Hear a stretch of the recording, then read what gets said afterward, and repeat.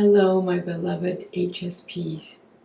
I wanted to just share a short video with you on the topic of trusting your body. I find in my therapy practice, and as an HSP myself, that so many of us have learned to mistrust our bodies because our bodies haven't been safe places. And that sometimes means we've had trauma, early childhood trauma or recent trauma, or trauma in any form and at any stage of our lives. I mentioned before in another video that for us, trauma can seem to be multiplied by 1,000, because we are so sensitive. All of our senses, all 5 senses, are so sensitive that we can remember sounds, smells, sights, taste, touch. And that can be a superpower in some regards. It's a superpower when it's spring and we can smell flowers, see the beauty in the world, belly laugh at a great joke, and feel ecstasy, after a yoga class. Those are times when it's wonderful that we have our high sensitivity. Where it can be a negative for a lot of us is when it relates to negative experiences, particularly traumas that happened to us earlier.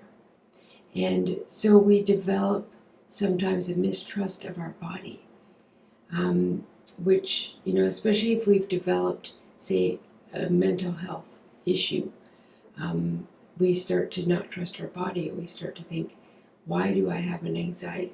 Why do I have an anxiety disorder? Why do I have depression? And we can blame it on our high sensitivity.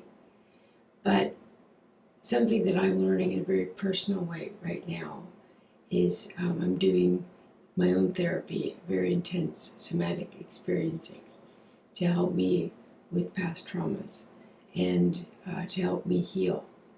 And what I'm learning through that experience with a wonderful practitioner is that I can trust my body. And at the same time, I've been reading this book that I have to tell you about. It's by a woman named Hillary McBride. She's also a psychotherapist, and she works with eating disorders like I do.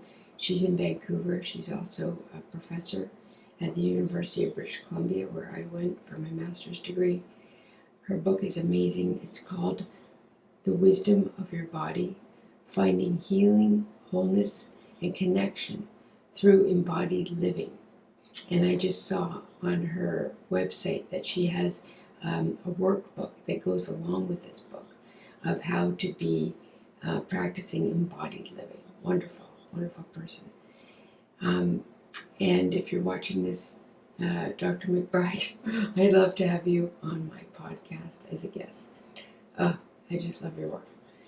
So she says these things that are just incredible. 3 sentences I'm going to read you that transform me. One is, I am sorry I believed you were against me. This is talking to your body. Talking to your body and saying, and it's very powerful to put your hand over your heart as well. This sends a calming sensation, covers a big part of the vagus nerve, which is responsible for our fight or flight or freeze response. So this is an offering of care and calm. So this is what you say to your body with your hand over your heart.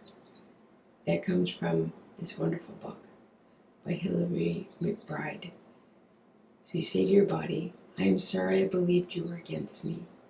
You never have been, and I am learning that now. And you can also say to yourself, and this comes from her book, I have the ability to heal and reclaim my body. Isn't that wonderful? I just love that. So I hope that helps you. I would love to hear your stories of perhaps how you became disembodied, learn to not trust your body, and especially the stories about how you're learning to heal and reclaim your body.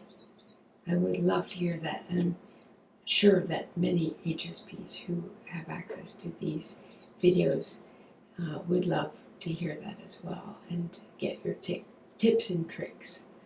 I'm trying to create a community of HSPs that are really working hard at transforming their lives for the better and doing this deep, hard, but ultimately rewarding